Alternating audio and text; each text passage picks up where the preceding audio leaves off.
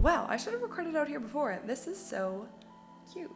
Anyway, so I decided that I'm going to do something called a liver and gallbladder flush, which is basically to push any gallstones out of your body.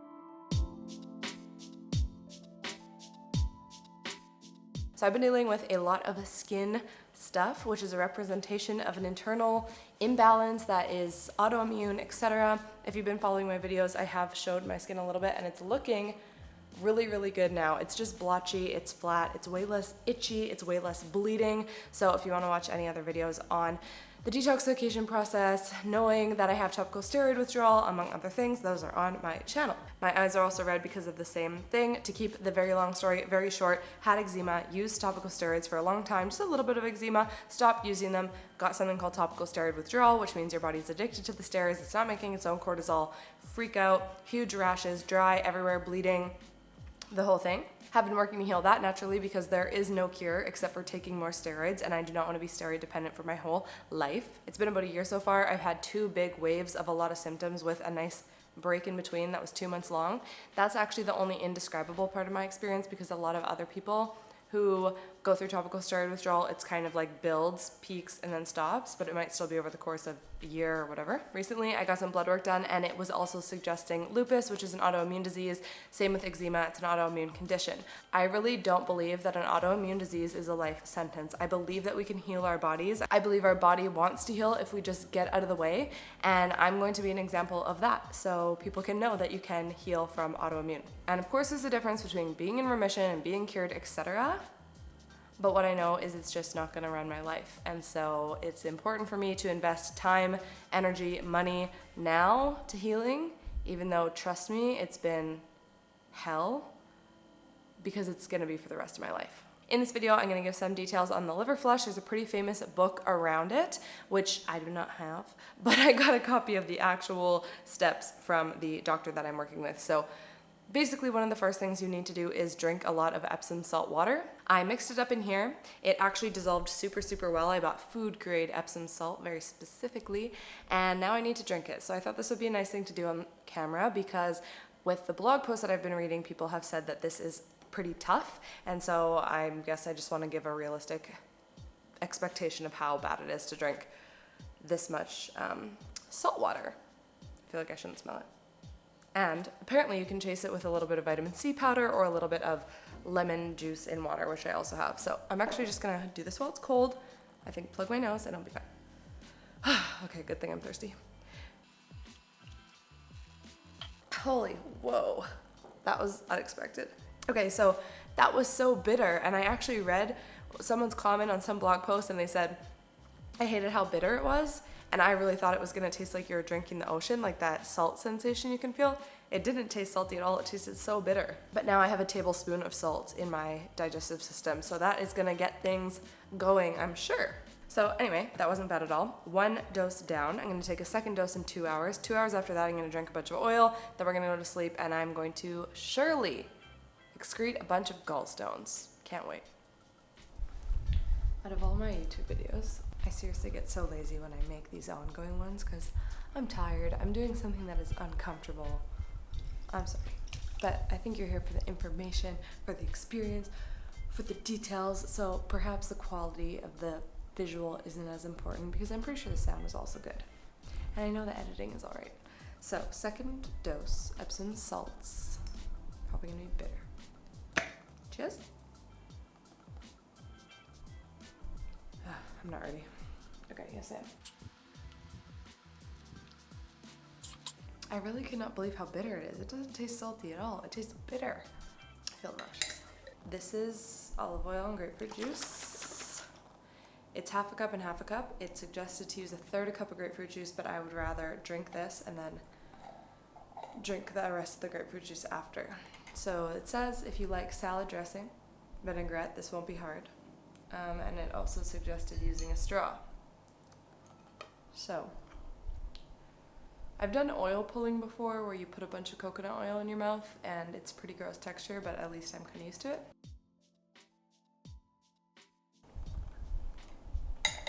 Okay, honestly, that wasn't that bad. It actually wasn't that bad. It just seemed like warm orange juice. The instructions say I basically need to lay down and go to sleep immediately, so I'm doing that now. Bye, bye, bye. To say that was the night from hell is an understatement. I feel nauseous. I also think I have a UTI, and that's actually the worst part. My liver was definitely feeling so nauseous, and I went to the bathroom like 4 times, but because of the UTI sensation, it was fucking hell. I basically woke up at 1 a.m. thinking, oh, it must be like close to morning. Joke's on me. And then I probably woke up at 3 and 5 and probably another time and went to the bathroom like 4 times. And I don't even know if you're supposed to do that. I think you're supposed to sleep through the night. Anyway, now I have to drink this Epsom salt again. And also when I was planning this, I was like, oh yeah, I think it makes sense for me to do it once every 3 weeks or once a month for a while. I don't know if I'll ever be able to do this again. That's what I said about doing fasting too, and I've done multiple fasts for sure. Got my little grapefruit juice chaser. Okay, this is gonna be so tasty. Thank you, Epsom salt, for helping me heal. Thank you, Epsom salt, for helping me heal. Thank you, Epsom salt, for helping me heal.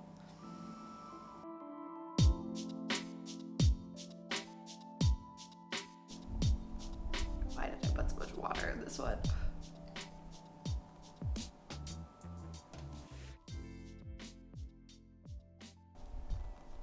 Sweet, sweet grapefruit juice. Okay, now I'm gonna lay back down. But 2 hours from now I need to do that again, and then an hour and a half from now I need to go get a colonic done, which I've never had done. I've done a lot of enemas, which are part of the detox, but a colonic is when another person does it for you, kind of, or with you. Just me and some old white man with a tube up my butt. Well, with the grapefruit juice it wasn't so bad, but now I just realized I don't have any grapefruit juice for the next one. I have lemon juice though, that's okay. That's okay, I could do hard things. The last of the Epsom salt solution. This one definitely has less water than the last one. Thank you, previous me, for doing that. Obviously I've been going to the bathroom a bunch of times.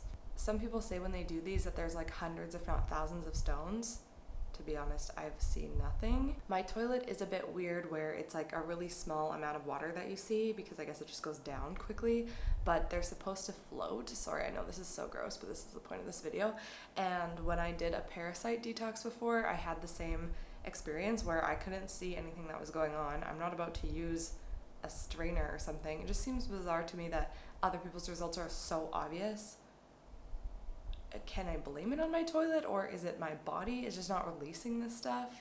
I don't know, but it's always disheartening. I remember feeling frustrated at this release point in the parasite detox as well because I didn't have these crazy tangible results of seeing like full-on long parasites in my toilet like some other people did, but the practitioner that I was working with was like, don't worry, they're definitely going, you know, like there's no way they're not based on what you're putting through your intestines.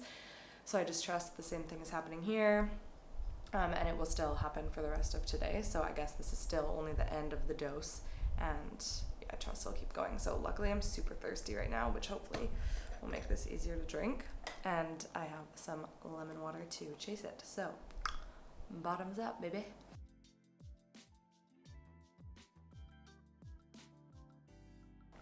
I didn't gag either of the first 2 out of 4, but I gagged on both the last ones. Luckily, I haven't thrown up or anything, and I did read that some people had that experience, so that's a plus. And I just can't believe I'm probably gonna have to do this again. And somehow, in less than an hour, I need to get on my bike and drive over to a clinic and have a colonic done, so that'll be fun. That colonic made me feel very tender, empty, vulnerable. Obviously, the doctor needs to insert something into your butt, and yeah, it was fine. It was fine. It was good. It was a little bit painful. I don't know what else I can say about it. You know what, I actually want to say enough to give you a good understanding of what an experience like that might be. So I have one friend that I know that has done colonics before. I asked her to tell me about it. She gave me a full rundown. It was super nice. One thing she said is that she actually inserted the tube herself, which is kind of like the most intimate part of the experience. So I felt really good about that. And then she said it wasn't painful like an enema because you can just release. So with an enema, you have to put the liquid in and hold it in, which obviously means clenching your butt. With this, even if you're released, the water is still gonna flow in, and then when it stops, it will just flow the other way. So that actually felt much better. Anyway, when I got there, he was like, no, I'm absolutely gonna be the one inserting it. You're not gonna do that. And I was like, oh no, this is the part that I felt really good about with this whole situation and having someone else involved, because when I do enemas, it's always just alone in my bathroom on the floor. Obviously, this person has seen many buttholes. It's fine.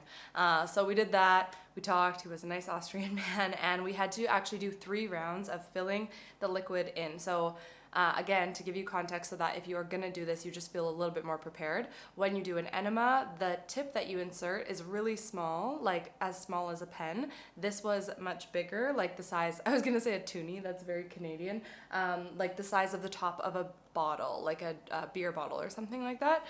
It wasn't painful, it was fine, and obviously they put a little bit of Vaseline on it so it doesn't feel too uncomfortable. So the one within it, there's a small tube, I think, that is going to put water into your system.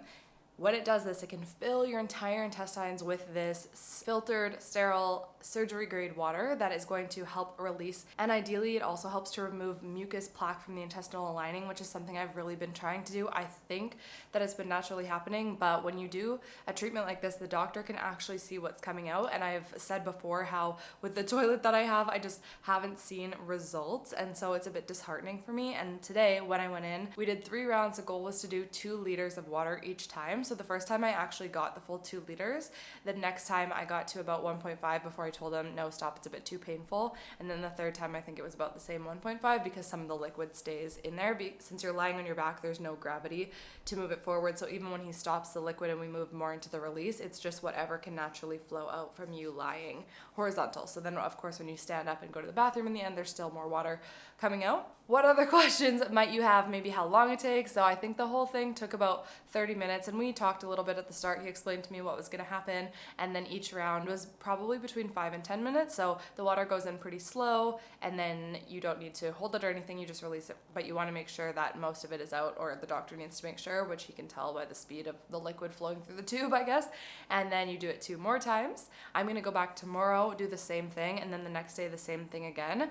After doing that and realizing that like the more that's in your intestines, the more painful it's going to be because the liquid there's an obstruction. So sometimes I would feel pressure build, and I'd be like, oh no, do I need to stop? And then it kind of just releases, and it's because it's moving whatever's in your intestines. Oh, and doing this process made me even more motivated to also fast during the 3 days of colonics, because the more that's in your intestines, the more painful it is and uncomfortable, but the more empty you are, the more it can work on your intestinal lining, like the mucus plaque or any of the gallstones that are coming out of my gallbladder and liver. So that was one thing that was really encouraging. He said that there were a lot of stones, and there's different colors, like the black ones and the green ones, and usually the sort of softest stuff comes first, which I probably released here, and he was seeing black stones, which is a good sign, after the first flush, and then after the second flush, he said he saw a lot of stones. So that is awesome for me to hear, actually, and that really, really, really encouraged me.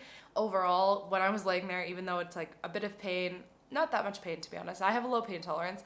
It's just uncomfortable. Like you're like, it would be the time where you feel you need to go use the toilet and you can't, but you don't need to hold it, if that makes sense. And while I was laying there, I actually was just feeling super proud of myself for doing this, for, getting the 2 liters of water and doing my best. And especially when he saw the results, I was just really reminded, like, this stuff works. You just have to be patient. It's not a quick fix, like a pill in 3 days that makes your symptoms go away, but the actual cause just stays there. It takes a long time, and I've been doing this stuff for months and really trialing, like, what's going to be the best for me, what makes sense to invest in. And actually now, in hindsight, when I did the parasite cleanse, it was a 10-day parasite cleanse with juice fasting and enemas. And the enemas really help, and the juice and the fruits help to remove that same mucus plaque. Now that I've done the colonic, I think that it would actually be more effective, but it's obviously more expensive. So the 10-day parasite detox is super, super, super affordable because you are just relying on food and enemas, and it's like a really natural, simple way to heal. And I think that that's what's so beautiful about Ezgi's work, is she just takes anything out of it and she's like, let's just do it the most simple way, like how nature intended, with fruit and raw vegetables and juices. And that definitely works 100%. And fasting is like free and easy, and that works. It just takes a long time, and I just want to give my body all the support that I can. Plus I am prioritizing investing in myself in this way and showing up for myself in this way, and it feels good to me. So anyway, in hindsight, I probably would have done the colonics first and the blood ozone therapy that I did. I know I haven't mentioned that in this video. If you've been following along on Instagram, maybe you've seen that I did blood ozone, but both of those treatments are going to be a lot of money and maybe hard to find as well. I'm lucky in Bali that I have these treatments available to me. Maybe there are other treatment options that no functional medicine doctors are even suggesting to me because we can't do them here. I don't actually know, but I consider myself lucky to have these available. So if you're in a situation where you are having a lot of autoimmune conditions, a huge flare, I would really consider looking into the blood ozone and the colonics. You do have to prepare your body for that, or it's definitely better if you prepare, so not eating super poorly before. It's just gonna make the colonic experience a bit more painful, I think, because there's more like stuck in your intestines to flush out. Anyway, it doesn't matter. I don't want to scare you out of doing anything. I'm telling you, I have a very low threshold for pain, and if I can do it, you can definitely do it. I've probably done 50 at-home enemas at this point, lots of fasts, and it is uncomfortable, all of it. It's mentally uncomfortable, but when you choose your own healing, you will reach a level of freedom with yourself that you don't even understand, where you just realize, I am in control, I've got me, I can handle this, and I don't need to be subject to a disease or subject to a system that doesn't actually want me to get well. It's really empowering, but it's hard. It's hard and it's uncomfortable, but you're gonna be amazing, and you just have to keep going. Every day it might literally be like this. You wake up and you notice your symptoms aren't as bad, and then by the afternoon you're crying and you're exhausted, and then you do something nice in the evening and you're like, oh, life isn't so bad, and then you have the worst sleep. And every day can be like that, and that has been such a reality for me, and it's so exhausting when you don't know what's coming, or you feel good and then you start to feel scared to feel good, and wow, it is such a journey. So I want to say again, and I really want it to be clear, if this is something you are embarking on, it is tough, and it's okay that it's tough, and I see you in the struggle. You definitely want to resource support where you can. Be as graceful and as tender and as loving and as patient with yourself as you can, and of course having people in your life that cheer you on is going to be really supportive. So don't sleep on that. Make sure people do know what you're experiencing and that they can hear you out. And for me, sometimes I don't want to feel like a burden continuing to complain, but I think there's a difference between sharing what your experience is and complaining. So I really try and frame that I'm sharing my experience, and today this is what's happening. It's not bad, it's not good, whatever, but it's just sharing my experience. And my roommate Krista is an absolute angel. She's always telling me how good of a job that I'm doing, always checking in on me, and she's so sweet. And then of course I have lots of friends and family all over. She's just like my person that's in my house, in the house with me. So get your support people and know that they love you and they want you to be taken care of. Okay, so it is 1 month, not 1 day, yes, 1 month later, and I'm recording this clip because I lost a little bit of footage from that liver cleanse, and I also just wanted to clarify things in a really clean way so that you can get the most value out of this video. So I did the following 2 days with colonics and coconut water, and I was also taking a fiber substance called an intestinal broom. That was the name of the recipe. So the point of that was that if my body is detoxing all of this stuff because of the liver cleanse, we want some fiber in there to kind of like soak it up and help pull it out of my intestines. So it is a binder and also fiber. The ingredients were ground flaxseed, psyllium husk, and I can never remember this damn word. I always call it dichotomous earth, and that's not what it is. I'm gonna look it up. Like, what does dichotomous even mean? It's called diatomaceous. Diatomaceous? Diatomaceous. I have no idea, but you can look it up. Those are the 3 ingredients in there, and I would take about 2 tablespoons of it. It was supposed to be 5 times a day. This stuff is hard to get down, definitely as hard as the Epsom salt, if not more, because it's this weird texture. I ended up mixing it with almond milk and cinnamon. This, again, is not part of the liver and gallbladder cleanse from the book that I featured. It was something else that my functional medicine practitioner gave to me. And that's another thing that I want to speak into. I was watching another video about this same cleanse, and she had actually read the book, and she is a nurse practitioner and felt very strongly that you should read the book before just trying to follow what I did based on this video. And that's why I purposely didn't give you specific measurements and details, because I don't want anyone to just kind of do this all willy-nilly with no previous research, although I know it can be so beneficial for so many people with so many things. I just need to make sure that you're not going to get more sick or have an experience that you're not prepared for, so please just take care of yourself. Ultimately, I do want to do this liver cleanse again, and I think in the book it really does suggest that you do it month after month after month for about 6 months, and what you'll see come out of your liver changes. So again, in another video that I was watching, basically she had like bigger green stones first, and then they kind of got smaller and harder the more she did it. However, when I did the colonic treatment, he told me that he wasn't only seeing the green stones, which are kind of like the first fluff that comes out, he was also seeing the black stones. So maybe because I have been detoxing and cleansing very intentionally for months leading up to this, my liver was a little bit more primed to be releasing the deep stuff, because it actually could have been releasing in little bits the other stuff over the past months.